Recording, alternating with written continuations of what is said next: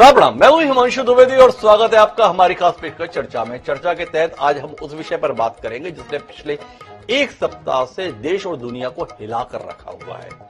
देश का ही नहीं बल्कि एशिया का सबसे बड़ा औद्योगिक समूह की पहचान रखने वाला अडानी समूह इस समय संकट में है और उस संकट पर सियासत भी पुरजोर देश में चल रही है। यही हमारा विषय है। अडानी सहमा बाजार, सियासत गुलजार। शुरुआत होती है 24 जनवरी 2023 से, जब न्यूयॉर्क बेस्ड एक छोटी सी कंपनी हिंडनबर्ग के संदर्भ में उल्लेख आता है। उसके द्वारा एक रिपोर्ट जारी की जाती है जिसमें यह बताया जाता है कि जिसको दुनिया का तीसरा सबसे धनी व्यक्ति के तौर पर देखा जा रहा है, गौतम अडानी, वो और उनके नेतृत्व में बना हुआ संगठन दरअसल रेत के ढेर की माफिक है। जिस बुनियाद पर यह समूह खड़ा हुआ है उसमें कई प्रकार की आशंकाएं हैं। रिपोर्ट में यह दावा किया गया कि अडानी समूह ने अपनी पूंजी को बढ़ चढ़कर बताया हुआ है। जो कंपनियों का पूंजीकरण है वो ओवर वैल्यूड है, तकरीबन 85% ज्यादा उनको वैल्यू करके गुना करके बताया हुआ है। यह रिपोर्ट आने के बाद से शेयर बाजार में भूचाल आया हुआ है। जबरदस्त तरीके से अडानी के शेयर लगातार गिर रहे हैं। गिरने का सिलसिला थम नहीं रहा है। इस बीच में अडानी के समूह के द्वारा एक बड़ी योजना निवेशकों के लिए लाई गई थी। जो उसका एफपीओ था वो बाजार में आया। 20,000 करोड़ रुपए बाजार से जुटाने का लक्ष्य था। ऐसी प्रतिकूल परिस्थितियों में भी गौतम अडानी के द्वारा उस एफपीओ को रद्द नहीं किया गया। वादे रहे कि हम एफपीओ को लाकर ही रहेंगे। एफपीओ आया भी और अपने प्रयास, अपने प्रयत्नों से समूह उसे पूरी तरीके से सब्सक्राइब करने में कामयाब भी रहा। लेकिन अडानी के शेयर जो इस एफपीओ को लाने से पहले तकरीबन 3400 रुपए उसकी मुख्य कंपनी की कीमत चल रही थी प्रति शेयर, वह गिरते हुए आज 1500 रुपए में है। जब इस प्रकार की उठापटक चली तो गौतम अडानी ट्विटर के माध्यम से जनता को संदेश दिए कि भले ही हमारा समूह का यह एफपीओ पूरी तरह से सब्सक्राइब हो गया है, पर फिर भी वर्तमान परिस्थितियों में यह नैतिक रूप से गलत होगा कि हम निवेशकों के संदर्भ में इस पैसे को अपने पास रखे रहें। इसलिए हम इस पैसे को अपने निवेशकों को वापस लौटा रहे हैं। कुल मिलाकर रस्साकशी का दौर जारी है। इस बीच में देश में लोकसभा राज्यसभा का सत्र शुरू हुआ और विपक्ष इस मसले को लेकर हमलावर है। अडानी समूह के संदर्भ में आरोप रहे हैं कि वर्तमान की केंद्र सरकार का अतिरिक्त संरक्षण समर्थन इस समूह को प्राप्त रहा है। विपक्ष इस मसले की जांच चाहता है, जेपीसी का गठन चाहता है या सुप्रीम कोर्ट के न्यायाधीश की मौजूदगी में एक कमेटी के माध्यम से जांच की मांग कर रहा है। इसी को लेकर रस्साकशी जारी है। समझने की बात साथ में यह भी है कि अडानी समूह यह दावा कर रहा है यह सब सुनियोजित षड्यंत्र है। जिस तरीके से पिछले कुछ समय में भारत की साख दुनिया में बढ़ी है उसके खिलाफ जानबूझकर किया गया यह षड्यंत्र है। यह केवल अडानी समूह के संदर्भ में ही नहीं बल्कि भारत के संदर्भ में एक सुनियोजित हमला है। अडानी समूह ने यह बताने की चेष्टा की है कि यह केवल हमारे संदर्भ में नहीं बल्कि भारत की संभावनाओं को रोकने के लिए की जा रही कोशिश है। अडानी समूह की बात के समर्थन में कुछ घटनाएं भी दिखाई देती हैं। एक बैंक, एक क्रेडिट संस्था अडानी समूह के संदर्भ में 0 रेटिंग करार देती है। तो कुल मिलाकर घटनाक्रम काफी दिलचस्प चल रहा है। तो आज हम इसी पर बात करेंगे। इस विषय से जुड़े हुए जाने माने विशेषज्ञ हमारे साथ में होंगे और साथ ही साथ सियासी तौर पर जो आरोप प्रत्यारोप का चल रहा है दौर, उसके संदर्भ में भी बात करने के लिए विशेषज्ञ हमारे साथ मौजूद है। उनसे आपका परिचय कराएं और देश की सियासत और दुनिया के व्यापार जगत पर केंद्रित इस गंभीर मसले पर कुछ तथ्यों की पड़ताल करने की ईमानदार कोशिश करें। उससे पहले समय है आज के विचार सूत्र का। हमारा आज का विचार सूत्र यह कहता है कि if there is no possibility of defeat then there is no meaning of victory.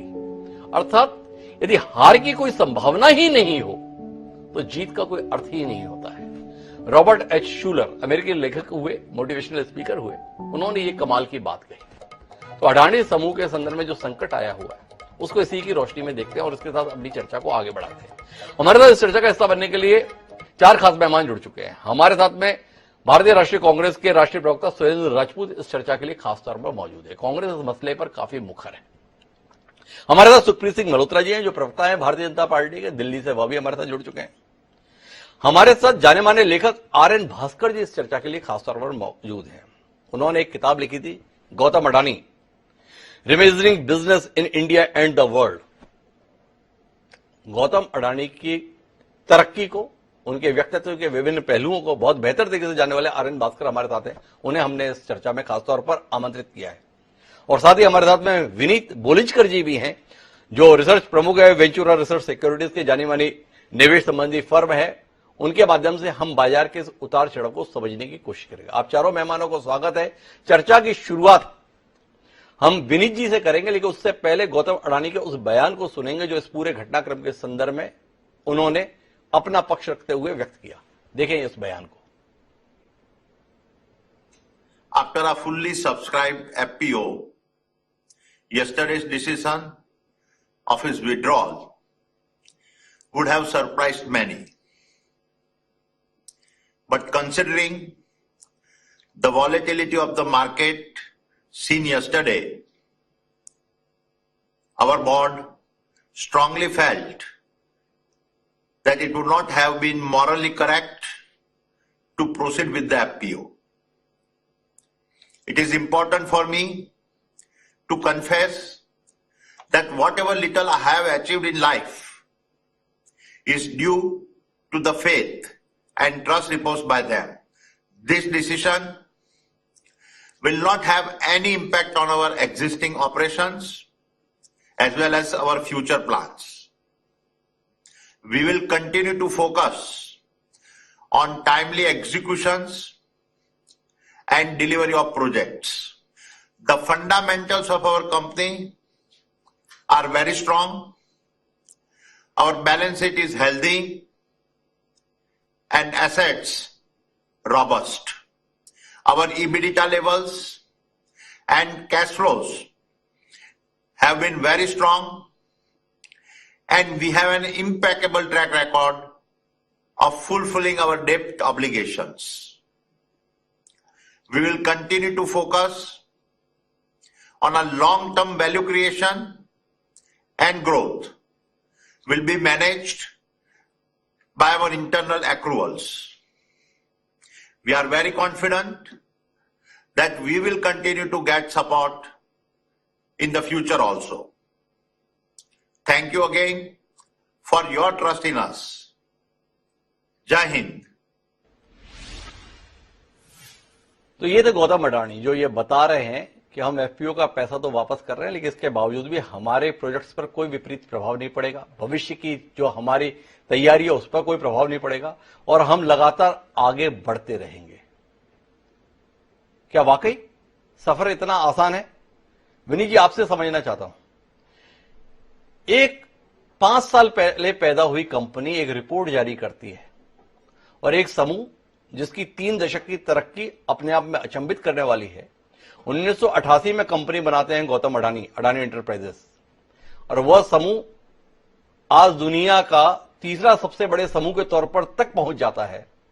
क्या एक रिपोर्ट उसको धराशायी कर देगी? ये आशंका पैदा हो गई, ये सवाल पैदा हो गया। इतना कमजोर था मामला, इतनी कमजोर नींव थी, यह तात्कालिक है, तात्कालिक हवा है, आगे कुछ ज्यादा बिगड़ेगा नहीं। थोड़ा रोशनी देंगे? मैं कहूंगा कि ये तात्कालिक हवा है जी। उसको मैं बाद में एक्सप्लेन करूंगा। पहले मैं आपको अडानी जी की जो एम्पायर है उसकी जड़ कितनी मजबूत है वो समझाऊंगा जी। देखिए, 30 साल में इंडिया में जितने भी इंफ्रास्ट्रक्चर कंपनी थे ना, सब ने धोखा खाया है जी। 2008, 2012, 2015, 2019 ये एकमात्र कंपनी है जो एक बार भी डिफॉल्ट नहीं किया है उनके इंटरेस्ट या लोन पेमेंट पे। ओके, दूसरी चीज क्या है, इनके जितने भी एसेट्स इंडिया में है वो सबसे ज्यादा नॉन बीजेपी स्टेट्स में, राजस्थान और महाराष्ट्र। तीसरी चीज क्या है, इनकी जो एसेट्स है आज की डेट में, मतलब मार्च 23 तक उनकी 4 लाख करोड़ की एसेट बनेगी जी। ओके, ये बुक वैल्यू एसेट की जी। अगर ये एसेट हम मार्क टू मार्केट करेंगी तो ये कई गुना ज्यादा होने वाली है। तीसरी चीज, इनका डेट 2 लाख करोड़ रुपया है जी, 2,20,000 करोड़ रुपया है। इनका एबिटा 50,000 करोड़ रुपया है ये साल में, और अगले 2 साल में ये 1 लाख करोड़ रुपया हो जाएगा। इतनी फास्ट ग्रोथ आने वाली इनकी एबिटा में जी। तो अगर आप इनकी डेट देखोगे जो 2,07,000 और नेट डेट जो है, इसको ना अगर कंपनी अपनी गति बंद कर दे एक्सपेंशन की जी, तो ये 4 साल में डेट पे ऑफ कर देंगे जी। ओके जी। अगर हम इनकी इंटरेस्ट कवरेज रेशो की बात करें तो 2.4 टाइम्स है, जिसे बहुत हेल्दी माना जाता है। ओके। और अगर आप देखेंगे इनके बहुत सारे जो बिजनेसेस है जी, ओके, मैं एक ही अंदाज का बिजनेस लेता हूं, हाइड्रोजन का जो इनका जो वर्टिकल है, इसमें ये लोग अगले 8 साल में $50 बिलियन का निवेश करने वाले जी। तो इतना हाई ग्रोथ कंपनी जो होने वाली है, उसका डेट जब कोई बिजनेस रेवेन्यू नहीं आ रहा है, जारी है कि हाई रहने वाला, पर इनको प्रॉब्लम क्यों नहीं आएगी डेट में सर्विसिंग के लिए? इसकी वजह यह है कि इनकी बहुत सारी डेट जो है ना लॉन्ग डेटेड है जी। 7 साल, 8 साल, कोई 15 साल, कोई 20 साल भी है इनके पास। तो अभी और इनका जो ट्रैक रिकॉर्ड है प्रोजेक्ट एग्जीक्यूशन का, कभी डिफॉल्ट नहीं करते, हमेशा ऑन टाइम रहा है। तो ये सब सारी चीजें और जो इनका जो प्रोसेस रहा है ग्रोथ का इतना फास्ट, हमें लगता है कि ये काफी बुलंद है, ग्लोबल रेयर एग्जांपल है, और इसलिए इनके ऊपर कीचड़ उछालना उचित नहीं है। मेरा सवाल थोड़ा दूसरा है विनीत जी। ये सब कुछ इतना अच्छा है, आपने बताया, अतीत हमें भी दिखाई देता है। 1988 में कंपनी बनाते हैं, 1995 में उन्हें मुद्रा पोर्ट मिलता है, उसके बाद में विस्तार की एक लंबी श्रृंखला उनके साथ में है। पर जानने की बात यह है कि 24 जनवरी को शेयर प्राइस होता है अडानी एंटरप्राइजेस का, बाकी 9 और कंपनियों की लिस्टिंग को तो छोड़ दें, और आज उसका शेयर प्राइस 1531 रुपए है। क्यों है? एक रिसर्च फर्म, जैसे शॉर्ट सेलर फर्म के रूप में बताया जा रहा है, 2016-17 में अस्तित्व में आती है, और वो एक अपनी 106 पन्ने की 32,000 शब्दों की रिपोर्ट जारी करती है। इतनी मेहनत से बनाया गया समूह, इतना बड़ा किया गया काम, 70,000 लोगों को दिया गया रोजगार, सब संकट में दिखाई देता है। और वो रिपोर्ट इतनी महत्वपूर्ण लग रही है कि देश की संसद भी ठप है 2 दिन से इस विषय को लेकर। क्यों?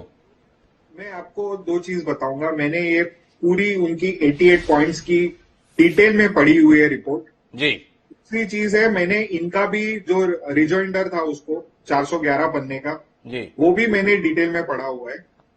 इन दोनों के इसको अगर आप पढ़ोगे तो मेरे को एक भी ऐसा एविडेंस नहीं मिला जहां पे कोई कह सकता है कि इन्होंने कुछ गलत किया हो।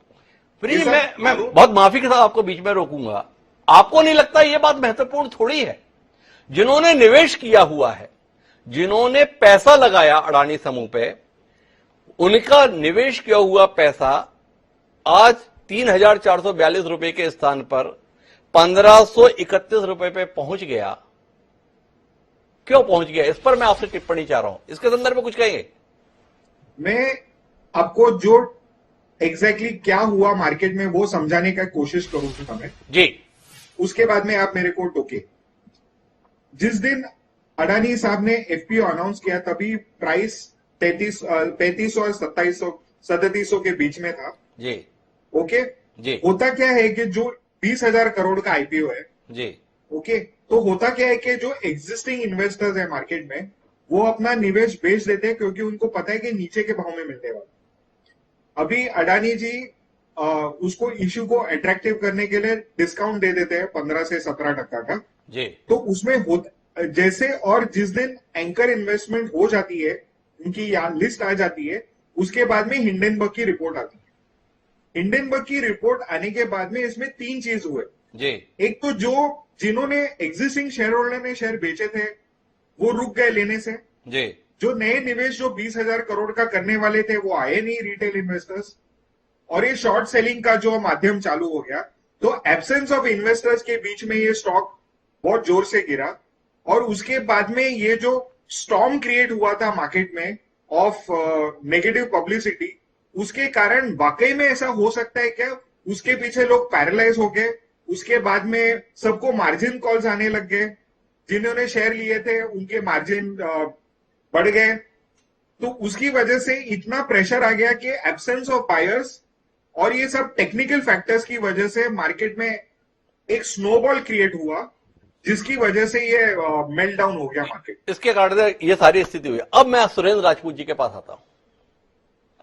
अडानी समूह ने यह बताने की चेष्टा की यह अंतर्राष्ट्रीय साजिश हुई है, हमारे ही खिलाफ नहीं, देश के भी खिलाफ।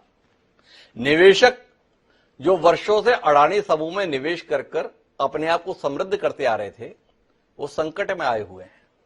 अब जानना यह है सुरेंद्र राजपूत जी आपसे कि अडानी समूह के सम्मुख संकट आना विपक्ष के लिए कोई अवसर है, या आप ये महसूस कर रहे हैं ये काम पहले होना था, हमसे नहीं हुआ, विदेश की एक फर्म ने कर दिया, अब जब कर दिया तो इसको विस्तार दिया जाए। कुल मिलाकर विपक्ष की मंशा क्या है, और विशेषकर कांग्रेस की, क्योंकि कांग्रेस इस पूरी मुहिम का नेतृत्व कर रही है। क्या महसूस कर रही है कांग्रेस जिसके चलते 2 दिन से संसद भी ठप है? सुरेश जी। 3-4 चीजें हिमांशु भाई बहुत स्पष्ट है कि जो भारतीय जनता पार्टी और भारतीय जनता पार्टी के समर्थक लोग हैं, इसको विपक्ष वर्सेस अडानी समूह जो बनाना चाह रहे हैं, ये उचित नहीं है, ये बहुत गलत है। जी। हम क्या बात कह रहे हैं, और अडानी वाले जो समर्थक लोग हैं, जब भी आपने देखा, ये अभी दूसरा भास्कर जी आएंगे जो किताब लिखे हैं अडानी की, वो अडानी के खिलाफ तो बोलेंगे नहीं, बोलेंगे उन्हीं के पक्ष में, किताब तभी बिकेगी उनकी। जी।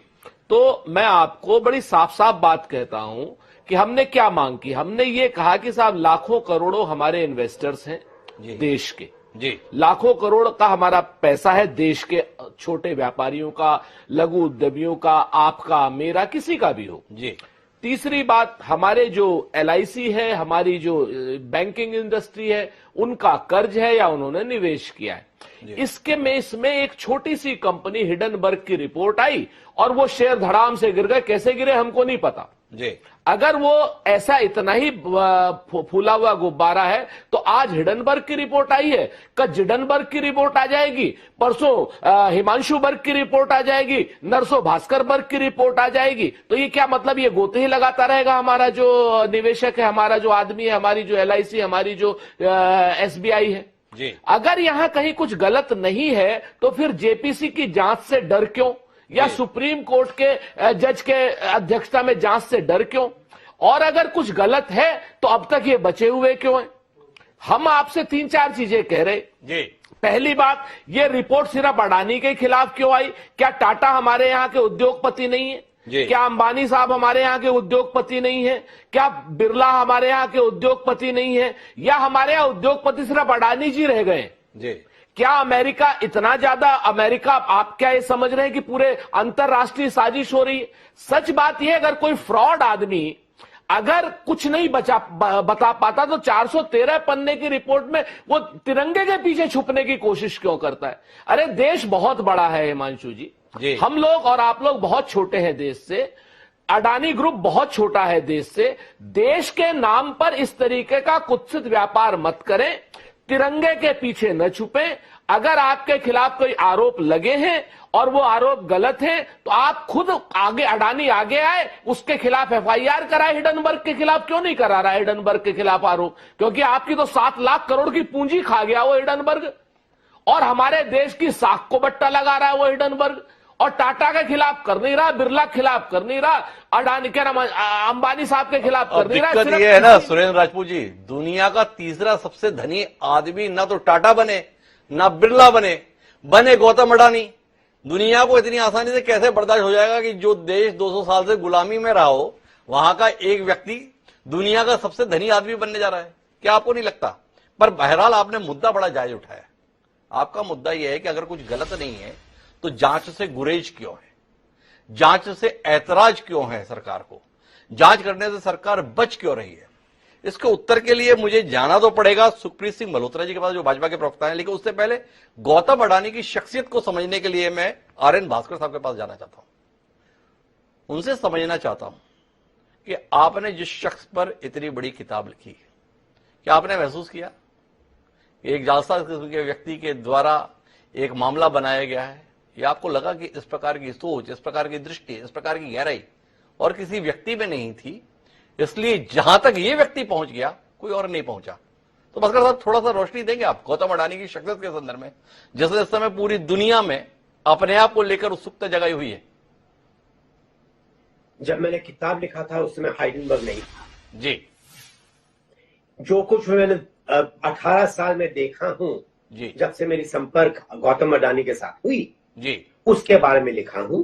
मैंने काफी रिसर्च किया, उसके बाद में किताब लिखा हूं जी। और 2 चीज बिल्कुल सही है जी। एक, अडानी जी के जो कैश फ्लोज है वो इतने स्ट्रांग है कि उनका जो इंटरेस्ट पेमेंट है वो कम है, कैश फ्लोज ज्यादा है, तो उनका डेट सर्विसिंग कांस्टेंट है, कोई उसमें संदेह नहीं है जी। पॉइंट 1। पॉइंट 2, जब आप किसी भी कारोबार को देखते हो तो 2 चीज याद रखना। एक, हर एक चीज जो है देश में वो बाहर से हम इंपोर्ट कर सकते हैं जी। आप कॉपर इंपोर्ट कर सकते हो, आप स्टील इंपोर्ट कर सकते हो, आप जो कुछ भी चाहिए इंपोर्ट कर सकते हो, आप खाना और तेल भी इंपोर्ट कर सकते हो जी। सिंगापुर में सिंगापुर में खाना नहीं बनता है, खेती नहीं है, पर फिर भी वो काफी मजबूत नेशन है जी। 1-2 चीज आप इंपोर्ट नहीं कर सकते हो। एक है बिजली जी। एनर्जी, वो हर एक देश को अपना बनाना पड़ेगा। और दूसरा है पोर्ट्स को आप इंपोर्ट नहीं कर सकते हो, या तो आपके पास पोर्ट है या तो पोर्ट नहीं है। अगर आप इंडिया का जीडीपी देखें तो 44% of India GDP export import है, उसमें से 30 तक का जो जीडीपी है वो प्रोडक्ट इंपोर्ट और एक्सपोर्ट है जी। अगर पोर्ट्स नहीं रहते थे तो देश का जीडीपी कम से कम 30% नीचे आ जाता था, उससे ज्यादा हो सकता है क्योंकि बाकी कारोबार में बंद था। अडानी इज इंडिस्पेंसेबल, इस देश के लिए वो जरूरी है, क्योंकि अगर देश को बढ़ना है तो उसको पोर्ट्स चाहिए, उसको बिजली चाहिए। जब बाकी इंडस्ट्रियलिस्ट अपना बिजली का कारोबार नहीं चला सके, डिस्ट्रेस्ड एसेट्स हो गए, अडानी आए, बोले मैं खरीदता हूं, और उन्होंने खरीदा है। अभी ये 2 चीज हुई। अब तीसरी बात हाइडेनबर्ग के रिपोर्ट के बारे में। हाइडेनबर्ग शुरू से ही कह दिया कि मैंने सौदा किया हूं, मैं शॉर्ट सेलर जी। और शॉर्ट सेलिंग करने के बाद में उन्होंने रिपोर्ट निकाली। शॉर्ट सेलर क्या करना चाहता है? वो वही चाहता है कि मुझे प्रॉफिट मिले जी। प्रॉफिट मिलने के लिए उसको मार्केट गिराना है, उसे उस इंडस्ट्री को बदनाम करना है। उसकी नीयत शुरुआत से ही वही थी कि मुझे उसे गिराना है कोई भी तरीके से, क्योंकि मेरा प्रॉफिट उसमें अटका हुआ है। तो सही कहे झूठ कहे वो बाद में आप तपास कीजिए, पर हाइडेनबर्ग जब उसने रिपोर्ट लिखा वो नेक इरादे से नहीं लिखा। दोनों चीजों में अंतर है आर्यन भास्कर साहब, विनम्रता पूर्वक आपसे जानना चाहूंगा। उसने सही इरादे से नहीं लिखा, यह अलग बात। उसने झूठ लिखा या सच लिखा, यह अलग बात। उसने अगर अडानी समूह की गलतियों के संदर्भ में या उनके द्वारा की गई कथित हेराफेरी के संदर्भ में जानकारी जुटा ली और उसके माध्यम से मुनाफा कमाने की चेष्टा की, तो मुनाफे को लेकर आप भले ही सवाल उठाएं, सवाल तो इस बात को लेकर है कि हेराफेरी है कि नहीं है। हिडनबर्ग का इरादा साफ साफ दिखता है कि उसे मुनाफा कमाना था, फिर भी लोग एतबार कर रहे हैं। जो समूह 30 साल से अपने आप को साबित किया हुआ था, उस समूह पर एक रिपोर्ट के बाद अविश्वास हो गया, और इतना विश्वास हो गया कि उसका बाजार में पूंजी $100 अरब से ज्यादा घट गई। क्या कहेंगे इसे? उसमें कहने में 2 चीजें जी। जब हर्षद मेहता का स्कैंडल हुआ था जी, हर्षद मेहता ने कुछ वैल्यूएशन किया था शेयर्स की जी। जब वो बदनाम हो गया, मार्केट गिरा जी। जो भी शेयर्स थे आज उनका वैल्यू देखे, जो हर्षद मेहता कह रहा था इसका वैल्यूएशन बहुत है, इतने गुने टाइम बढ़ेगा, वही हुआ। जी। जब यूटीआई का स्टॉक्स गिरने लगा, मार्केट पूरा टूट गया था जी। सरकार ने वो शेयर बेचे नहीं, उसको ट्रांसफर किया एक सेपरेट कंपनी में, सूती बन गया, और सूती का वैल्यूएशन देखिए कम से कम 50 गुना ज्यादा है। मार्केट प्राइसेस गिरते हैं, प्राइसेस बढ़ते हैं, पर जिसका वैल्यूएशन ठीक है वो वापस उछल कर आ जाता है। अब देखिए .com बस्ट में मार्केट कितना गिरा, देश टूटा क्या? मार्केट वापस ऊपर उछला। मैं एक बात समझना चाहूंगा आपसे, आपने तो उन पर केंद्रित इतनी बड़ी किताब लिखी, जब हिडनबर्ग की रिपोर्ट आई, शेयर बाजार टूटना चालू हुआ, तो एक सामान्य व्यापारी अगर होता, बिजनेसमैन होता, उद्योगपति होता, तो वो अपने एफपीओ को डेफर कर देता, भाई अभी मामला ठीक नहीं है, इसे टाल देते हैं। आपसे यह समझना चाहता हूं कि गौतम अडानी ने इसे टाला नहीं, सब्सक्राइब भी हो गया, जैसे भी प्रयासों से हुआ, गौतम अडानी की अपनी साख से हुआ, अपने संपर्कों के भरोसे पे हुआ, पर जब सब्सक्राइब हो गया तो उसे वापस क्यों लौटाया, यह सवाल है। पहले रोका नहीं और जब सफल हो गया तो वापस कर दिया है, इसके मायने क्या है? क्योंकि जब उसने इश्यू बनाया था जी, मार्केट प्राइस ऊंचा था जी, उसके बीच में हाइडेनबर्ग रिपोर्ट आया, मार्केट टूटा। उसके पीछे कौन से फोर्सेस थे वो मैं नहीं जानता हूं, उसके बारे में बात भी नहीं करना चाहता कि मैं रिसर्च नहीं किया जी। पर जब मार्केट प्राइस इश्यू प्राइस से नीचे गिरा तो गौतम अडानी ने उचित समझा कि शेयर होल्डर्स को जो नए इन्वेस्टर्स है उनको धोखा नहीं देना और उन्होंने पैसा लौटा दिया। बोला मुझे लौटाना है, बाद में जब मार्केट स्टेबल हो जाएगा मैं वापस इश्यू लाऊंगा, वापस। थोड़ी उस शख्सियत के विषय में बताइए ना कि जिस समय पर डेफर करना था, रोक देना था एफपीओ, वो रोकते नहीं है, अड़े रहते हैं, नहीं मैं ला के रहूंगा, और जब सब्सक्राइब हो जाता है तो वो उसको वापस कर देते हैं। क्या सोच रहती है गौतम अडानी की, क्या वो शख्सियत है, इस पर थोड़ा बताइए ना। मुझे मालूम नहीं उसके बारे में क्या शख्सियत है, क्योंकि मैंने उसके बारे में किताब में नहीं लिखा जी। मैं इतना जानता हूं कि एक बार उसने देखा कि मार्केट प्राइस गिर रहा है, उसे उठाना थोड़ा मुश्किल है 2-3 महीनों के लिए। इन्वेस्टर्स को धोखा देने के बदले उन्होंने बोले मैं पैसा लौटा रहा। तो भास्कर साहब का कहना है कि उन्होंने स्वयं नुकसान उठाना स्वीकार किया बजाय इसके कि निवेशकों को नुकसान हो, ये उनका दृष्टिकोण रहा। पर मेरी बातचीत थोड़ी सी अधूरी रह गई थी सुरेंद्र राजपूत जी, तो वो थोड़ा विस्तार देना चाहते थे। सुरेंद्र जी से उस बात को और समझना है। कांग्रेस 2014 के बाद से इस बात को लेकर मुखर रही है कि वर्तमान में जो केंद्र की सरकार है वो अडानी अंबानी को प्रोत्साहित करने वाली सरकार है, उनके लिए ही सरकार है। क्या सुरेंद्र राजपूत जी आप लोग महसूस कर रहे हैं कि जो आप कहते आ रहे थे उसे साबित होने का सही समय आया है? आपके द्वारा नहीं आया, अमेरिका की एक रिसर्च फर्म के द्वारा आया, तो अब ये मौका चूकना नहीं चाहिए। क्योंकि हमारे साथ में जो बैठे हुए हैं विनीत बोलिजकर जी, वो बता रहे हैं, आर.एन. भास्कर जी बता रहे हैं कि 30 साल में ये ग्रुप कभी डिफॉल्ट नहीं हुआ, इस ग्रुप ने कभी कुछ गलत नहीं किया, इस ग्रुप ने अपने पेमेंट हमेशा ज्यादा किए, इनके पास जितना कर्ज है उससे ज्यादा आय है, इनकी संपत्ति इतनी है, इनकी समृद्धि इतनी है। पर कांग्रेस तो लगातार इस मुद्दे को लेकर मुखर रही है, तो थोड़ा रोशनी दीजिए ना। आपको कौन कौन से बिंदु ऐसे हैं जहां पर लगता है कि मामला गड़बड़ है, इसलिए इसकी जांच तो होनी ही चाहिए?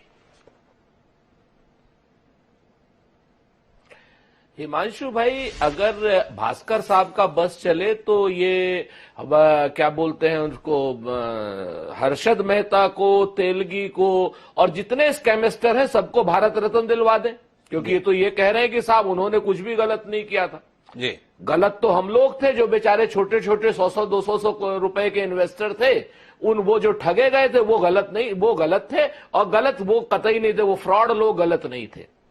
काहे को अपनी किताब बेचनी है, किताब बेचिए, काहे को आप हिंदुस्तान के जनमानस को गलत साबित कर रहे हैं? पहली बात, अगर बेसिक फंडामेंटल गलत नहीं है आपके, तो आप 3 चीजें बहुत स्पष्ट बताइए कि ये हिडनबर्ग से डर करके आप अभी तक बैठे क्यों हैं? आप कानूनी प्रक्रिया का पालन क्यों नहीं करते? क्यों एफआईआर नहीं कराते उसके खिलाफ? अगर वो गलत है तो उसके, अगर आपके फंडामेंटल बहुत मजबूत है। दूसरे, अगर आपके फंडामेंटल बहुत मजबूत हैं तो आप भारत की सरकार से क्यों नहीं कहते कि साहब हमारे खिलाफ जांच कर लो, जो जांच का रिपोर्ट आएगी और वो हम स्वीकार करेंगे। आप विपक्ष की बात, विपक्ष सरकार पर क्या आरोप लगा रहा है, क्या नहीं लगा रहा है, लेकिन जेपीसी में तो भाजपा का ही बहुमत रहेगा ना जी। हम आपसे एक चीज हमेशा से कहते आए हैं कि इनके जो प्राइसेस है ओवर वैल्यूड है आज की डेट में। अभी एक चीज और इन्होंने, भास्कर जी ने बड़ी इंपॉर्टेंट कही, इन्होंने कहा इंडिस्पेंसेबल है एनर्जी, और ऐसे कह रहे थे जैसे अडानी से पहले यहां पर बिजली बनती नहीं थी जी। अरे फ्री में बना रहा है अडानी बिजली, 2 रुपया की बिजली बता रहा है, 7 रुपए की बेच रहा है बिजली जी। आपने क्या किया? आपने संस्थागत रूप से बेईमानी करके, मैं जिम्मेवारी से कहता हूं 2014 के बाद इस एनर्जी सेक्टर में संस्थागत रूप से बेईमानी करके एनटीपीसी सहित सारी देश की क्या नाम जो एनर्जी की कंपनियां हैं उनको आप घाटे में ला रहे हो, जैसे बीएसएनएल को घाटे में लाए और बीएसएनएल आपने बंद कर दिया। आज की डेट में 4G नहीं आ पाया था बीएसएनएल में, और 5G अब एयरटेल और भारती में आ गया, और दूसरे वोडाफोन में आ गया और जियो में आ गया। जिस तरीके से जियो को आप लॉन्च करने के लिए बीएसएनएल को बेच सकते हो, उसी तरीके से आपने सारी एनर्जी और सारी पोर्ट की कंपनियां, ये जितने 15 पोर्ट उसके पास है ना, इससे पहले भी ये पोर्ट चल रहे थे, देश की सरकार चला रही थी। ये अडानी कोई ऐसा स्पेशलिस्ट नहीं है कि यही पोर्ट चलाएगा, ऐसा स्पेशलिस्ट नहीं है कि यही पावर कंपनियां चलाएगा। पावर कंपनियां और पोर्ट हमारी देश की सरकार चलाती है। ये अपने सत्ता के कॉरिडोर में लाभ लेकर के इन सारी क्या नाम नवरत्न कंपनियों को, फायदा देने वाली कंपनियों को, इन सबको इसने लूटा है। इसने सबने सारी चीजों में अपना कब्जा किया है और इन संसाधनों पर, देश के संसाधनों पर व्यक्ति का कब्जा हो रहा है। यही आरोप हमारा है कि देश के संसाधन देश के रहने चाहिए। रेल, तेल, सेवा, हर जगह पे अडानी। एयरपोर्ट अडानी, 50 एयरपोर्ट अभी और बनेंगे, वो भी अडानी। रेलवे के सारे प्लेटफॉर्म्स अडानी। तो ये सारी चीजें पहले कोई अडानी का हो जाएगा, इस बात को लेकर सुरेंद्र राजपूत जी की चिंताएं हैं। इनके जवाब के लिए मुझे सुखप्रीत सिंह मल्होत्रा जी के पास जाना है, लेकिन उससे पहले विनीत जी कुछ हस्तक्षेप करना चाह रहे थे। एक बार विनीत जी की बात सुन लेते हैं। जी विनीत जी, आप कुछ कहना चाह रहे थे। एक्चुअली वो एफपीओ जो था वो 20,000 करोड़ रुपए का था जी, और अभी अडानी जी ने 10,000 करोड़ रुपए एप्लीकेशन पे थे और थोड़े वक्त के बाद 10,000 रुपए का कॉल होता था जी। तो जब भी इन्होंने 10,000 करोड़ रुपए रेज किए 3200 रुपए पे जी, है ना, और उसके बाद में अगले दिन भाव अगर 2200 रुपया हो जाता है जी, और अगर वो प्राइस ऊपर नहीं आती है जी, है ना, तो आपने ना ही आपके इन्वेस्टरों के साथ गलत किया, बट आपने आपकी भी इमेज रेपुटेशन खराब करी। तो कुल मिलाकर अपनी साख बचाने के लिए गौतम अडानी के द्वारा ये कॉल उठा लिया गया, ये विनीत बोलिंजकर जी का कहना है। मेरे साथ राजनीतिक विश्लेषक निशांत वर्मा जी भी जुड़ गए हैं। वह पटना में यात्रा पर थे, इसलिए थोड़ा देर से इस कार्यक्रम का हिस्सा बन पाए। निशांत जी, आपका स्वागत है। हमारी चर्चा का सिलसिला जारी है। मुझे सुखप्रीत सिंह जी के पास जाना है। संकट अडानी के ऊपर आया है। लगता लोगों को यह है कि जैसे भाजपा पे ही आ गए या केंद्र सरकार पे ही आ गया। सुखप्रीत जी, कांग्रेस ने लगातार देश को बताने की चेष्टा की और अभी पूरा विपक्ष मिलकर बता रहा है जो कुछ भी हो रहा है, जो कुछ भी हुआ है, सब आपकी बदौलत हुआ, आपके कारण हुआ है। तो ऐसे समय में क्या उम्मीद करें आपसे? बचाव की भूमिका में रहेंगे या हाथ झाड़ कर रहेंगे या कुछ भी नहीं करेंगे या बहुत कुछ करेंगे? थोड़ा रोशनी दीजिए ना सुखप्रीत जी।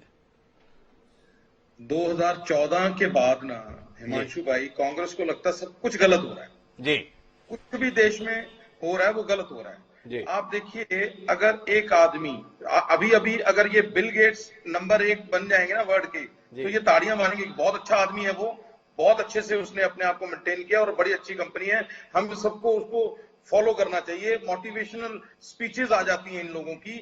अगर अपना एक भारतीय, कुछ भारतीय कंपनियां, चाहे वो अंबानी है, चाहे अडानी है, चाहे टाटा है, चाहे बिरला है, चाहे कोई भी है, उनको आज एक अच्छा प्लेटफॉर्म मिला हुआ है ग्रोथ का और वो अपने आप को ग्रो कर रही हैं। हमें एज ए हिंदुस्तानी, मैं भाजपा नहीं बोलता, मैं एज ए हिंदुस्तानी बोलता हूं, हमें एज ए हिंदुस्तानी गर्व होना चाहिए, ना कि हमें और मुद्दों से हटके इस मुद्दे को तूल देना चाहिए, जहां पे अगर हम तूल दे रहे हैं तो जो भी बाहर की दूसरी कंपनीज हैं उनको फायदा हो रहा है, हमारी कंपनियों को नुकसान हो रहा है। नहीं बात, ये कांग्रेस की मानसिकता है जी। आप कोई एक घोटाला बताइए ना इसमें, अभी तक अडानी जी के खिलाफ कोई ऐसा घोटाला आ गया हो बाहर। अगर ये मुद्रा पोर्ट की बात करते हैं तो वो टेंडर्स है। आप इनकी कंपनियां, अपनी कंपनियां, किसी की भी कंपनी जो ज्यादा टेंडर भरेगी वो ले जाएगी। तो क्या टेंडर सब पब्लिकली टेंडर चल रहे हैं? कोई ऐसा नहीं है कि किसी एक सरकारी प्लेटफॉर्म पे बिना टेंडर के कोई भी अप्लाई सीधा सीधा दिया जा रहा है किसी को, on the basis of tender. फिर दूसरी चीज, यही बात मैं बोलना चाह रहा हूं कि कुछ भी है, अगर कुछ गलत किसी को नजर आ रहा है और किसी इन्वेस्टर के साथ चीटिंग हो रही है तो 100% उस इन्वेस्टर्स को आगे आके ये बात करनी चाहिए। रही बात, मैं बिल्कुल इस बात के सहमत नहीं हूं कि अगर कोई भारतीय मूल का व्यक्ति अगर वो इतना अच्छा बढ़ रहा है, और हमें कम से कम हमें खुशी जाहिर करनी चाहिए इस बात से कि आज भारत की जो इंडस्ट्री है वो इस लेवल पे जा रही है, इस ग्रोथ पे जा रही है जिस ग्रोथ पे पहले कभी जिंदगी में हमने अपने जीवन में नहीं देखा। और रही बात कांग्रेस की, कांग्रेस का काम यही है, इनको मुद्दा कोई मिल नहीं रहा। इनके लिए 2014 के बाद कभी राफेल मुद्दा है, कभी कोई मुद्दा है, कभी नोटबंदी मुद्दा है, जो कि लोगों की भावनाओं के साथ, अगर नॉर्मल आदमी है उसको वो जो चीज सारी पृथक है, इसमें गवर्नमेंट का क्या रोल होगा? गवर्नमेंट सबको उतना ही भागीदारी दे रही है, गवर्नमेंट सबको उतना ही वो दे रही है, जो ज्यादा अच्छा करेगा वो आगे जाएगा, वो आगे जाएगा। निशान जी के पास जाना है, लेकिन सुरेंद्र राजपूत जी को तय है, जिस तरीके से खुल के बोल रहे हैं मल्होत्रा जी, तो उसका प्रतिकार सुरेंद्र जी को करना चाहिए। जी सुरेंद्र जी, क्या बोल दिया मल्होत्रा जी ने ऐसा जिसपे आपको ऐतराज है? हमें किसी चीज का नहीं, हम तो कहते हैं भाई भारतीय बढ़े, हम कहां मना कर रहे हैं जी। ये हम आपको एक जानकारी, हिमांशु जी आपको तो होगी ही, खैर आप भी मुस्कुरा रहे होंगे कि तो क्या नाम इन्होंने कहा ना, पोर्ट और एयरपोर्ट तो सारे बिडिंग से दिए हैं। आपको याद होगा, निशांत भाई को भी याद होगा, इनसे दोनों से तो हमें उम्मीद नहीं है, जो दो आप बैठाए हैं क्या नाम विश्लेषक जी, कि बंबई का जो एयरपोर्ट था ना जी, ये जीएमआर को मिला था, जीएमआर कंपनी को मिला था, जीवीके को, जीएमआर से कैसे, हाँ जीवीके को, सॉरी हाँ जीवीके को जी, तो जीवीके को मिला था जी, उससे कैसे बुलिंग करके इन्होंने वो एयरपोर्ट लिया है, जरा इसकी कहानी भी ये भारतीय जनता पार्टी के प्रवक्ता को पता हो तो जी। ऐसा है, ये देश में जो भारतीय जनता पार्टी क्रॉनिक कैपिटलिस्टों को पीछे से सपोर्ट कर रही है ना, भाजपा के प्रवक्ता साहब, यकीन मानिए। एक बात बताइए, बहुत विनम्रता से सवाल करना चाहता हूं, आपको नहीं लगता कि आप लोग बड़े दोषी हैं ऐसे क्रॉनिक कैपिटलिस्ट तैयार करने के लिए? गौतम अडानी का पिछले दिनों एक इंटरव्यू आया था, उसमें उन्होंने राजीव गांधी के प्रति आभार जताया था। बोले देश में उद्योग के लिए वातावरण बनाने की शुरुआत राजीव गांधी ने की थी, और उनके समय में जो काम शुरू हुआ उससे हमें प्रेरणा मिली, और ये बात केवल बयान तक नहीं है, घटनाक्रम से है। 1988 में जिस समय गौतम अडानी ने अडानी एंटरप्राइजेस बनाई, उस समय देश के प्रधानमंत्री राजीव गांधी थे, और ये पोर्ट उनके हवाले कर दो, एयरपोर्ट उनके हवाले कर दो, तो रिकॉर्ड ये बताते हैं कि अडानी एंटरप्राइजेस को जो पहला पोर्ट मिला, जिसे मुद्रा पोर्ट के रूप में जानते हैं, देश का सबसे बड़ा पोर्ट है, वो 1995 में। और देश की सियासत के संदर्भ में इतिहास ये बताता है सुरेश भाई कि 1995 में देश में कांग्रेस के नेतृत्व की सरकार थी, नरसिम्हा राव जी उस समय देश के प्रधानमंत्री थे, और आर्थिक उदारीकरण के जनक आदरणीय मनमोहन सिंह जी देश के वित्त मंत्री थे। क्या कहते हैं सुरेश राजपूत जी, उस समय पर आपकी नीतियों ने ऐसे लोग तैयार कर दिए, इसका कोई अपराध बोध आपको है? मैं आपको बहुत धन्यवाद ज्ञापित करता हूं सर, आपने इतना बढ़िया सवाल पूछा।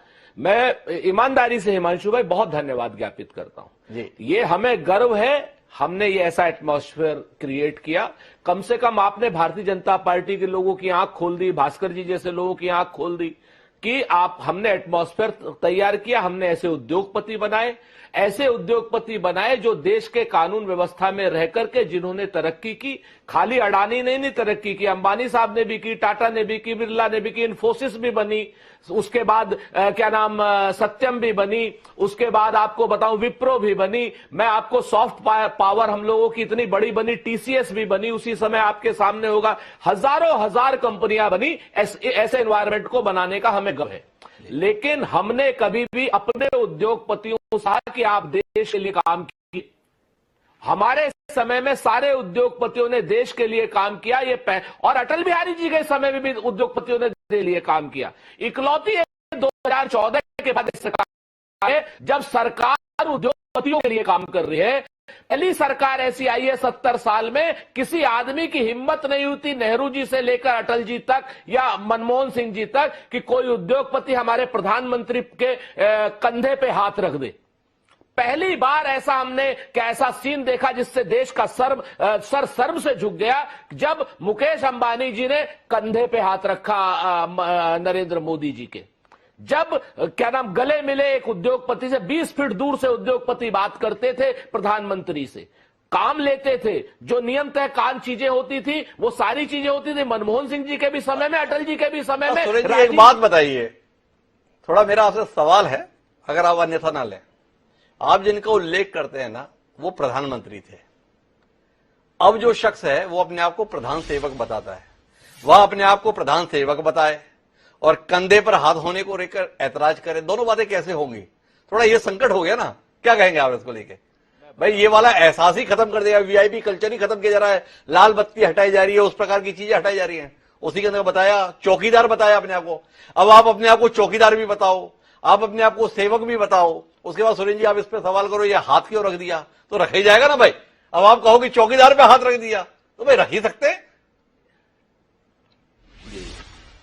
अगर कोई भी आदमी अपने आप को सेवक बताए, कोई भी आदमी अपने आप को सेवक बताए, कोई आदमी चौकीदार बताए, ये उसके अपने ऊपर है और हम उसकी सहजता की तारीफ भी करते हैं, अच्छी बात है। लेकिन प्रधानमंत्री के पद पर बैठा है वो चौकीदार, प्रधानमंत्री के पद पर बैठा है वो सेवक जी। और क्या सबसे पहले अपने आप को सेवक जवाहरलाल जी ने भी कहा था जी। जो प्रधानमंत्री पद की गरिमा है, प्रधानमंत्री को देश चलाना है और देश 140 करोड़ लोगों का प्रतिनिधित्व करता है हमारा प्रधानमंत्री। इसलिए जब देश के बाहर जाते हैं तो हम अपने आपसी मतभेद राजनीतिक भूल करके उनके सपोर्ट में खड़े होते हैं। इसका मैं आपको बताऊं, जब प्रधानमंत्री जी अमेरिका गए थे तो कुछ लोगों ने हंगामा किया था कि साहब 2002 और फलानी चीज ऐसा नहीं होना चाहिए। हमने क्यों नहीं होना चाहिए भाई?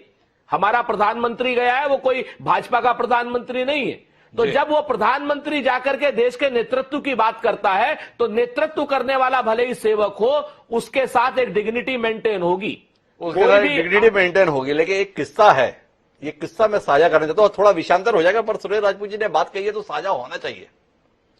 आजादी के बाद जब जवाहरलाल नेहरू देश के प्रधानमंत्री बने तो वो किस्सा किताबों में उल्लेखित मिलता है कि वह दौरे पर गए थे तो एक बूढ़ी महिला ने, ये पीठ पे हाथ को लेकर परेशान है सुरेश राजपूत जी, उल्लेख ये आता है कि एक बूढ़ी महिला ने पंडित जवाहरलाल नेहरू जो देश के प्रधानमंत्री थे उनका गिरेबान पकड़ लिया था और उनसे सीधा सवाल किया कि आजादी के बाद तुमको तो प्रधानमंत्री का पद मिल गया, हमको क्या मिला? आजादी के बाद आम आदमी को क्या मिला, आम जनता को क्या मिला?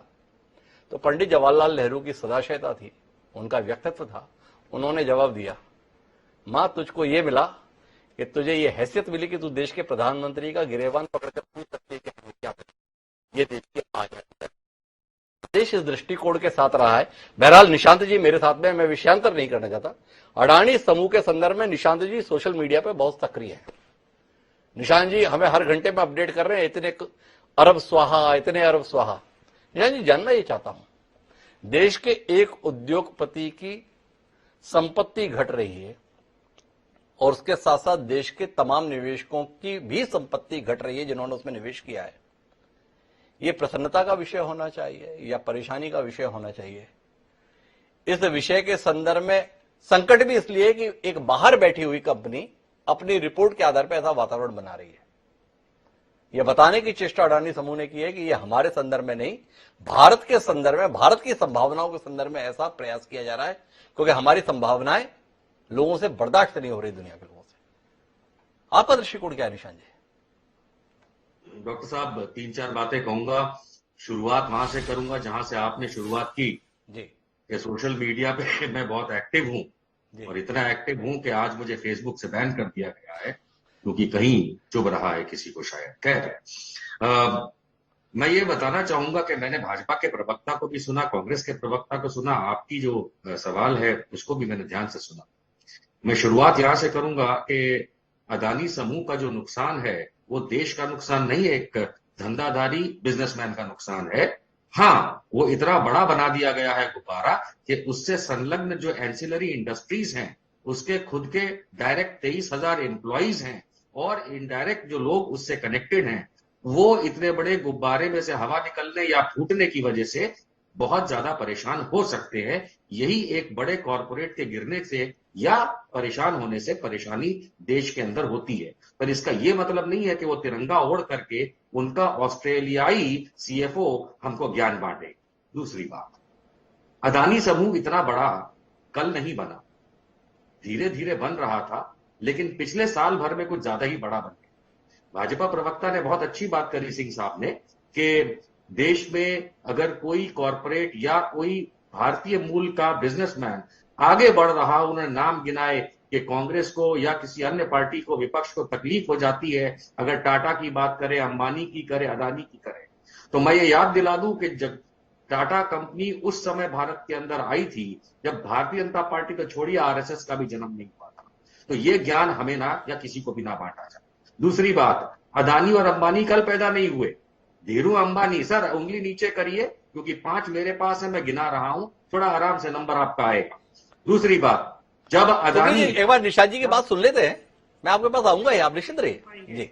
क्योंकि तकलीफ यह है कि हम इसीलिए भारतीय जनता पार्टी के चाहे नेता हो, प्रवक्ता हो या फॉलोअर्स हो, उन्हें अंधभक्त कहते हैं क्योंकि वो सुनना ही नहीं चाहते। जरा चक्षु खोलिए और समझने की कोशिश करिए। आपने कहा बाहर की एक कंपनी ने बताया, यही बाहर की कंपनियां जब हमें देश के अंदर गाइडेंस देती हैं कि किस तरीके से चला जाए, किस तरीके से बिजनेस आगे किया जाए, तब तो ग्लोबल समिट्स में जा करके प्रधानमंत्री से लेकर के अंबानी और अदानी तक तालियां बजाते हैं कि हम इस तरह करेंगे। और आज अगर वहीं बाहर की किसी कंपनी ने अगर हकीकत दिखाई है तो उसमें मैं इसलिए हकीकत कहता हूं क्योंकि उसकी वजह से यही हमारे भारत के निवेशक जो हैं, मैं और आप नहीं, उन्होंने अंबानी को बाद और अदानी को ठुकरा दिया।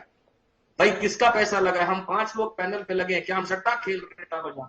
हम नहीं खेल रहे। निवेशक कौन है? क्यों निवेशक यानी भारतीय लोग जो आज की तारीख में भारतीय जनता पार्टी को फुल मेजॉरिटी की सरकार बना के वोट देके बैठी है, यही वो लोग हैं, यही वो आम जनता है, यही वो कॉर्पोरेट्स हैं, यही QII है, यही लोग हैं जिन्होंने आज की तारीख में अंबानी को रिजेक्ट किया पहले और आज अदानी को रिजेक्ट किया। क्यों किया? हम और आपने नहीं किया, कांग्रेस भाजपा की बात ही नहीं आ रही है जी। लोग बहुत समझदार हैं। लोगों ने उस बाहर की कंपनी, जिसको मैं कोट अनकोट बाहर की कंपनी कहूंगा, उसकी बात में बिलीव किया। हम भारतीयों ने किया, बीजेपी कांग्रेस ने नहीं किया, निवेशकों ने किया। तीसरी बात, ये बहुत इंपॉर्टेंट है समझना हर एक को डॉक्टर साहब, कि क्या हमने बचपन से ये नहीं सीखा कि बहुत जल्दी कमाई, इज्जत या पैसा हमेशा गलत रास्ते से आता? कौन सा प्रवक्ता या नेता यहां पे सर्टिफिकेट बांटेगा कोर्ट का कि नहीं अंबानी ने बहुत सही तरीके से कमाया और अदानी ने बहुत सही तरीके से कमाया? अरे ऐसा कैसे हो सकता है? ये सब पुरानी कंपनियां हैं जो धीमे धीमे आगे बढ़ रही थी। ये एकदम से इतना बड़ा गुब्बारा बनने का तात्पर्य यही होता है और इसीलिए ये सवाल लोगों के मन में आता है। हम 5 लोगों के मन में नहीं है। हम यहां डिबेट कर रहे हैं, लेकिन हम 5 सट्टा बाजार या शेयर मार्केट में पैसा नहीं लगा रहे इस समय। आम जनता ने गौतम अदानी के झूठ को भांप लिया है और इसीलिए जब आप ये सवाल करते हैं कि देश के इतने बड़े कॉरपोरेट को जब नुकसान हो रहा है, तिरंगे की बात हो रही है, तो ये प्रसन्नता का विषय है, बिल्कुल प्रसन्नता का विषय है। क्योंकि जब भारतीय जनता पार्टी को, कांग्रेस को या किसी अन्य दल को राज्य में या केंद्र में यही जनता फुल मेजॉरिटी से जिताती है तो प्रसन्नता का विषय होता है। तो यही जनता जब निवेशक होकर के अदानी जैसों को अगर भगाती है तो ये अति प्रसन्नता का विषय। तो ये अति प्रसन्नता का विषय। निशांत वर्मा जी ने एक बात कही जिसके लिए मुझे विनीत जी के पास जाना ही पड़ेगा। निशांत जी का कहना है कि इतनी बड़ी बड़ी कंपनियां, इतनी पुरानी कंपनियां, पर ये जिस तरक्की की है, जितने बड़े बने, सीधे रास्ते से कैसे बन सकते हैं? आप तो इस क्षेत्र में बड़ा अध्ययन रखते हैं विनीत जी, इस सवाल का उत्तर देंगे क्या? कैसे बने? तो आपको मैं एक मजेदार किस्सा बताता हूँ जी। 2020 में हम लोग जब अडानी को मिले जी, तो हम आउट ऑफ क्यूरियोसिटी मिले जी, क्योंकि हमें समझना था कि इनके जो ये रेशोज है जो हमको बहुत डेंजरस लगते थे जी, तो उनको हमको डीप में स्टडी करना पड़ा जी। तो हम इनकी कंपनीज को जाके मिले एंड हमको इतना कॉन्फिडेंस आ गया उनको मिलके। हम लोग ने उनके साथ 3-4 दिन गुजारे, सारी साइट्स को हमने इंस्पेक्ट किया, उनकी वास्तविकता देखी एसेट्स की, और उनके साथ लगभग 2-3 महीने के संपर्क के बाद में हमको कन्विक्शन आ गया कि ये जो स्टॉक्स है ये गुब्बारा नहीं है, इसमें सॉलिड फंडामेंटल्स है और इन्होंने जो ये विरासत खड़ी की है ना जी, ये आम आदमी नहीं कर सकता जी, और इसका फ्रूट्स उनको स्टॉक मार्केट ने री-रेट कर दी जी। यही कहना है। लेकिन मैं आपसे समझना चाहता हूं कि क्या काम ऐसा किया टाटा, तकरीबन 125 साल की विरासत है। निशा जी एक बार ये बातचीत पूरी हो जाए। 125 साल की विरासत, बिरला वह भी तकरीबन 125 साल की विरासत। ये इसके मुकाबले कहीं ठहरते नहीं है। जिस गति से गौतम अडानी या अडानी समूह का साम्राज्य बढ़ता हुआ जा रहा है, इनकी समझ टाटा की या बिरला की, उनका समर्पण, उनकी यहां पे कार्य पद्धति, उनके यहां का संस्कार, ऐसा कुछ भी नहीं जिसकी लोग सराहना नहीं करते। पर फिर भी तरक्की की रफ्तार वैसी नहीं। तो निशांत जी अगर ये सवाल उठा रहे हैं कि भाई इतनी ज्यादा तरक्की कैसे, तो इसके अंदर में कुछ फर्क बताइए ना। आपको मैं एक ही चीज बताता हूं जी कि अगर आप इनकी जो कॉर्पोरेट स्ट्रेटेजी देखेंगे जी तो इन्होंने एक ही मस्त काम क्या किया कि उन्होंने इंडिया की जो विजन है जी उसके साथ अलाइन होगी। जी मोदी जी चाहते थे कि अपनी जो इंफ्रास्ट्रक्चर की तरक्की हो, उन्होंने उसके साथ अपनी बिजनेस स्ट्रेटेजी सारी अलाइन की जी और इनका जो इंफ्रास्ट्रक्चर में जो एक्सपर्टीज है जी वो कोई और कंपनी नहीं कर पाया। जितने भी कंपनीज है, लार्सन टूब्रो आपको आप छोड़ के जितने भी इंडिया में कंपनीज आए इंफ्रास्ट्रक्चर में, वो सब बेहाल हो गए। जी एक अध्ययन है विनीत जी का, विनीत जी उसके अनुसार तथ्य रख रहे हैं निशांत जी। आपकी असहमति हो सकती है, पर मैं चाहूंगा आपकी असहमति अपने तक सिर्फ रहे। ऐसा नहीं कि आप विनीत जी को निजी तौर पर टारगेट करते हुए बात कहें, क्योंकि हम कोई राजनीतिक मंच पर नहीं है। राजनीतिक मंच पर यह बात ठीक लगती है, तथ्य की दृष्टि से जो आपकी असहमति है मैं उसे सुनना चाहूंगा अपने दर्शकों के लिए। मैं बिल्कुल तथ्य के तौर पे, क्योंकि ये मार्केट विश्लेषक है तो मैं मार्केट के तौर पे ही बता दूं। मैं इसीलिए अदानी अंबानी लोगों को पेपर टाइगर कहता हूं। ये कागजी शेर हैं। क्योंकि अगर इनकी पॉलिसीज को लेकर के चलेंगे, जो आप सर बता रहे हैं कि इन्होंने स्टडी किया, तो मैं आज भी बता दूं कि इस शेयर मार्केट में अंबानी और अदानी के जो हाल में गिरावट दोनों की दिख रही है, उससे पहले भी अगर इस देश का सबसे बड़ा अगर कोई कॉन्ग्लोमरेट था और है और डिसिप्लिन्ड है, वो है टाटा ग्रुप। टाटा ग्रुप के भी नीरा राडिया टेप्स आए थे, टाटा ग्रुप के भी एयर इंडिया को लेकर के तमाशे हुए थे। उनके तो शेयर मार्केट में ऐसे बवाल नहीं हुए, धमाल नहीं हुए और नीचे नहीं गिरे, क्योंकि वो बेसिकली, मैं टाटा को सपोर्ट नहीं कर रहा हूं, एक उदाहरण दे रहा हूं बिकॉज मार्केट की बात हो रही है। तो अगर कोई सट्टा बाजार में हर्षद मेहता बनने निकलेगा, तभी वो ये हाल होता है कि आज पतंग उड़ी और कल कट गई। अगर आप अदानी का भी इस समय देखेंगे तो विलमार को तो प्रॉब्लम नहीं हो रही, एसीसी को इतनी प्रॉब्लम नहीं हो रही, गुजरात अंबुजा को नहीं हो रही, बिकॉज वो ऐसी चीजें हैं, ऐसी फैक्ट्रियां हैं जो इन्होंने या तो बनाई या खरीदी।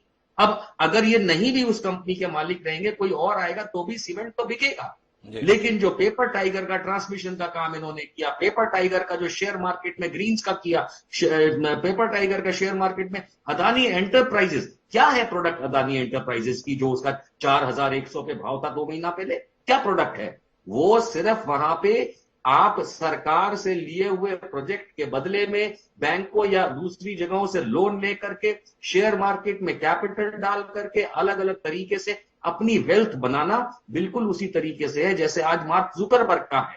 मार्क जुकरबर्ग फेसबुक पे वर्चुअल दुनिया बेचता है, कभी $6 बिलियन एक दिन में हारता है, कभी $12 बिलियन एक दिन में जीतता है। ये पेपर टाइगर है, ये पेपर टाइगर है। निशांत वर्मा जी एक व्याख्या के साथ अपनी बात को रख रहे हैं। मुझे आना था मल्होत्रा जी के पास, लेकिन उससे पहले विनीत जी की बात सुनना चाहूंगा। और निशांत जी ने जो कंपनियों का उल्लेख किया, एसीसी और अंबुजा, ये वो कंपनी है जो इस देश में सीमेंट के क्षेत्र में बड़ा नाम रखती हैं, पर इनको 1 साल पहले अडानी समूह के द्वारा टेक ओवर कर लिया गया। उसके संदर्भ में ही निशांत वर्मा बता रहे हैं कि मौजूदा क्राइसिस में भी इन कंपनियों पर बहुत फर्क नहीं पड़ा। हालांकि आंकड़े मेरे पास में है, को 498 रुपए था, अब 372 रुपए है, 26% की गिरावट है। एसीसी 2336 रुपए था, अब 1920 रुपए आज की तारीख में है, 18% की गिरावट है। लेकिन निशांत वर्मा जी की बात की पुष्टि होती है। Adani enterprises 56%, Adani transmission 50%, Adani total gas 69%। तो जो गिरावट बाकी कंपनीज के संदर्भ में, वैसी गिरावट इन 2 कंपनी के संदर्भ में नहीं दिख रही है, क्योंकि इनकी बुनियाद तो मजबूत है। ऐसा तर्क निशांत वर्मा जी का है। जी विनीत जी, अब आप कुछ कहेंगे? मैं एक निशांत जी को एक चीज बताना चाहूंगा जी कि टाटा मोटर्स और टाटा स्टील जी एक बार 2 डिजिट में भी चले गए जी, 400 से 68 रुपए हुआ था। सहमत हूं आपकी बात से। तकरीबन 5-1 साल पहले की बात है, 4-5 साल पहले की। और जैसे फंडामेंटल्स चेंज हो गए, अच्छे हो गए, तो ऊपर आ गए जी। तो ऐसा नहीं है कि टाटा ग्रुप ने मार नहीं खाई है। टाटा ग्रुप ने भी मार खाई है, रिलायंस ग्रुप ने भी मार खाई है और इंडिया ने भी मार। दूसरी चीज, जहां तक हम इसकी बात करें, विलमार और अडानी और एसीसी और अंबुजा की बात करें, तो ये जो स्टॉक्स लिए गए थे, जो टेक ओवर किए गए थे होलसेल ग्रुप के, जो एसीसी और अंबुजा, इसमें क्या था कि इनकी ड्यू डिलिजेंस ऑलरेडी बहुत बार हो चुकी थी जी मार्केट में। इनमें सफल निवेशक थे, एफआईएस थे, सारे थे। तो इन्होंने जब ये टेक ओवर की कंपनी, इन्वेस्टर्स को, निवेशकों को कॉन्फिडेंस है कि ये कंपनी ठीक तरह से चल रही है, पहले में कोई गफला नहीं है, ये टेक ओवर हुआ। ये टेक ओवर। तो निशा जी, आपकी बात की पुष्टि कर रहे हैं विनीत जी, जो आप बात कर रहे हैं कि मूलभूत रूप से सुदृढ़ कंपनी थी, पेपर टाई करनी थी आपके शब्दों के अनुसार, तो ये कंपनियां जमीन पे काम करती रही, इसलिए उसकी स्थिति है। लेकिन मैं एक आखिरी टिप्पणी आपसे चाहता हूं विनीत जी, ये घटनाक्रम आने वाले समय में भारत की संभावनाओं को कितना प्रभावित करेगा? अडानी महत्वपूर्ण है, पर यह बात तो सत्य है कि अडानी ही भारत नहीं है। भारत बहुत बड़ा देश है, 137 करोड़ लोगों का देश है। भारत की संभावनाएं, भारत का व्यापारिक परिवेश, इसके संदर्भ में कोई टिप्पणी आप करेंगे आने वाले समय के लिए? मैं आपको बताता हूं कि भारत की जो इकोनॉमी है बहुत विशाल होने वाली जी, बहुत ही ज्यादा विशाल, यहां से 7-8 गुना अगले 20 साल में हो जाए जी। उसमें अडानी जी का जो फोकस रहेगा इंफ्रास्ट्रक्चर पे ही रहेगा जी।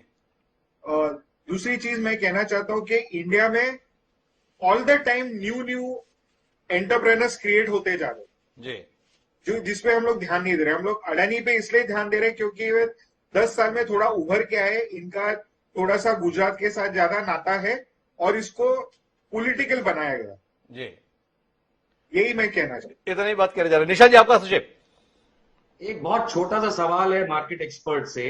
अदानी इंफ्रा, अदानी ट्रांसमिशन, अदानी ये, अदानी वो, सब कुछ ठीक है। ये अदानी एंटरप्राइज जो कि सबसे बड़ा है, उसका प्रोडक्ट क्या है जो 4000 पे भाव चलता है? क्योंकि जो आप गिना रहे हैं, रोचक सवाल है, जिम्मेदारी बनती है विनीत जी से पूछ ले जाए। या अडानी एंटरप्राइजेस क्या करता है? सर, अडानी एंटरप्राइजेस का टर्नओवर आप देखोगे 1 लाख करोड़ के ऊपर है जी। वो इंडिया का 50% कोल का बिजनेस करता है जी। ओके। इनके पास 7 एयरपोर्ट्स है जी। इनकी लास्ट ईयर एबिटा 1000 करोड़ थी, इन्होंने 6 महीने में ही 1200 करोड़ रुपए की एबिटा बनाई है जी। ये इंडिया का 25% डेटा सेंटर्स बनाने वाले हैं बाई 2030। ये डिफेंस में है जी। ये वाटर में है। ये इंडिया का जो कॉपर डेफिसिट है उसका कॉपर प्लांट लगा रहे हैं। इनकी एक कोल टू पीवीसी प्लांट आ रहा है। और मैं कितने बिजनेसेस गिनाऊं। अडानी का एम्पायर इतना विराट है कि हम लिखते लिखते थक जाते हैं क्योंकि अगले 15 दिन में इसमें कुछ नई डेवलपमेंट होती। तो कुल मिलाकर ये निशा जी, आपको सवाल था, उन्होंने अपनी तरफ से उसका उत्तर दिया। अगर आपकी कोई आपत्ति है तो आप अपनी आपत्ति साझा कर दो। बिल्कुल, मैं ये साझा कर रहा हूं इस बात पे कि जिसके अंदर ये फ्यूचर में क्या होगा और किस तरीके से वो डेवलपमेंट करेंगे। नो, अदानी एंटरप्राइजेस की हर पर्टिकुलर ऑर्गेनाइजेशन जो कमोडिटीज से लेकर के इंफ्रास्ट्रक्चर में काम करती है वो शेयर मार्केट में कहीं ना कहीं है। ये अम्ब्रेला जो एईएस है अदानी एंटरप्राइजेस का जो है, ये अपने आप में सिर्फ शेयर मार्केट में उछाल लाके अपनी वेल्थ इंक्रीज करने के लिए मेरे हिसाब से है और इसीलिए वहां घाटा हो रहा है। इसलिए वहां घाटा हो रहा है। बहरहाल में अब आखिरी टिप्पणी के लिए मेरे साथ 2 राजनीतिक दलों के प्रतिनिधि मौजूद हैं। बारी बारी से मुझे उनके पास जाना है। पहले मेरी जिम्मेदारी सुरेंद्र राजपूत जी के संदर्भ में बनती है। देश का सबसे पुराना राजनीतिक दल, वह इस मौजूदा घटनाक्रम में वस्तुतः अब चाहता क्या है, यह बात जानने में दिलचस्पी है। सुरेंद्र जी, कांग्रेस का नजरिया इस पूरे मसले के संदर्भ में क्या होना चाहिए? हम 3 चीजें चाहते हैं। हम चाहते हैं कि हमारे निवेशकों का हित सुरक्षित हो, हम अपने बैंकों का और एलआईसी का जो है वो हित सुरक्षित रखना चाहते हैं। हम ये चाहते हैं कि इस घटनाक्रम की जांच जेपीसी के द्वारा या सुप्रीम कोर्ट के सीनियर जज के द्वारा उसमें हो, सुपरविजन में हो, ताकि दूध का दूध और पानी का पानी हो सके। देश कहीं बड़ा है, इन सारी चीजों से अगर हिडनबर्ग ने भी कहीं कोई गलत काम किया है तो उसको भी उसके किए की सजा मिले, वरना गौतम अडानी साहब ने अगर कोई गलत काम किया है तो निश्चित तौर पर उनको सजा मिले, और जो लोग भी कल्प्रिट हों वो सजा के हकदार हैं। बड़ी ईमानदार बात सुरेश राजपूत जी ने कही। सुरेश राजपूत जी ने 3 बातें चाहिए। एक, इस देश के जो निवेशक है उनके हित सुरक्षित हों। दूसरा, जो इस देश की संस्थाएं हैं, LIC या देश के राष्ट्रीयकृत बैंक, उनका निवेश सुरक्षित हो। और तीसरा ये, इस पूरे मामले की जांच होकर जो दोषी हैं वो सामने आए और उन पर कार्रवाई हो। अब सुखप्रीत जी, आपसे जानना ये चाहता हूं, देश के सबसे पुराने राजनीतिक दल ने एक जवाबदेही राजनीति के तहत अपने मुद्दे रख दिया। अब देश के सबसे बड़े राजनीतिक दल से जानने में दिलचस्पी इस बात को लेकर है, क्या इन बातों को संज्ञान लेंगे, क्या इन आशंकाओं का समाधान करेंगे, या विपक्ष तो कुछ भी बोलता है इतना कहकर निकल लेंगे? ऐसी बात नहीं है हिमांशु भाई। अगर किसी का हित यहाँ पे अगर हर्ट हुआ है, अगर निवेश का पैसा कहीं सोच में है, वो हर आदमी, देखो अगर ये बात शेयर मार्केट की है तो सेबी को इन्वॉल्व होना चाहिए, सेल्फ इन्वॉल्वमेंट लेनी चाहिए। और वैसे तो इन लोगों को सेबी पे भी विश्वास नहीं होगा, कल को ये सेबी पे भी क्वेश्चन कर देंगे। अगर किसी कॉर्पोरेट समूह को अगर मौका मिल रहा है इस देश में ग्रोथ करने का, और उसके FPO आने से पहले कोई ऐसी झुंझलाहट और गलत, अगर कोई अब सही है या गलत, वो रिपोर्ट आगे आने वाले टाइम में पता लग जाएगी। अगर वो रिपोर्ट से उसको नुकसान हो रहा है तो हमें उसकी भी जांच करनी चाहिए, उसको भी देखना चाहिए। करना चाहिए तो आप इसके संदर्भ में ऐलान क्यों नहीं करते, यही तो सवाल है। कुल मिलाकर हम बातचीत के मर्म में पहुंचे तो समझ में ही आता है कि देश बहुत बड़ी संभावनाओं की ओर आगे बढ़ रहा है। ये लगातार देश को बताया जाता रहा। पिछले कुछ समय में देश के तमाम औद्योगिक समूह तरक्की भी कर रहे हैं। अडानी समूह की तरक्की निश्चित रूप से चमत्कारी रही है, लेकिन इस घटनाक्रम ने जरूरत खड़ी कर दी है कि इस विषय की स्पष्ट जांच होनी चाहिए। अब वो जांच भारत सरकार के द्वारा प्रत्यार्पित होकर हो, JPC के द्वारा हो, सुप्रीम कोर्ट के द्वारा हो, पर इस मसले में अगर हिडनबर्ग ने कोई साजिश की है तो वो साजिश बेनकाब होनी चाहिए। अडानी समूह की जिम्मेदारी बनती है कि इस मसले के संदर्भ में जो उसने अपने बयान में कहा था कि हम कानूनी कार्रवाई करेंगे, वो बयान तक ही सीमित न रहे, बल्कि वो कानूनी कार्रवाई के लिए तुरंत कदम उठते हुए दिखें, ताकि लोगों का भरोसा बने कि ये समूह वाकई अपनी बात पर कायम है। इस समस्या का तात्कालिक रूप से परिणाम भले ही नकारात्मक हो, लेकिन अगर इस प्रकरण के चलते हम सही कहानी को समय रहते सामने ला पाएंगे तो शायद भारत की संभावनाओं के प्रति ज्यादा भरोसा पैदा कर पाएंगे। आप चारों मेहमानों का बहुत बहुत धन्यवाद। निशांत जी, माफी चाहूंगा, आप देर से जुड़े और हम आपके पक्ष को और ज्यादा विस्तार नहीं दे पाए, लेकिन कुल महत्वपूर्ण बात यह कि देश अनंत संभावनाओं से भरा हुआ है।